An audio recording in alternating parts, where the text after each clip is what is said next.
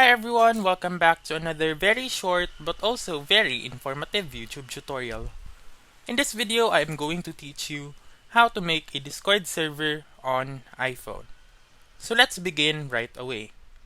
The very first step is to open the Discord app and then click on the three lines on the upper left and then click on the plus button. And then you can create a server with these templates.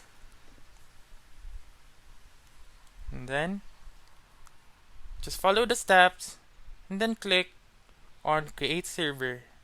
You may also upload a profile picture and then change the server's name. Afterwards, click on create server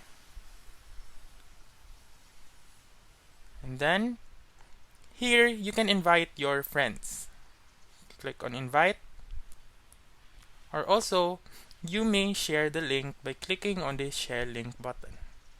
Click done and then there it is. That's how you can make a Discord server on iPhone. So that's all for this video. Let me know in the comments section if this works out for you. For more helpful tutorials like this, please subscribe to our channel and don't forget to click that notification bell. Thank you for watching and have a wonderful day.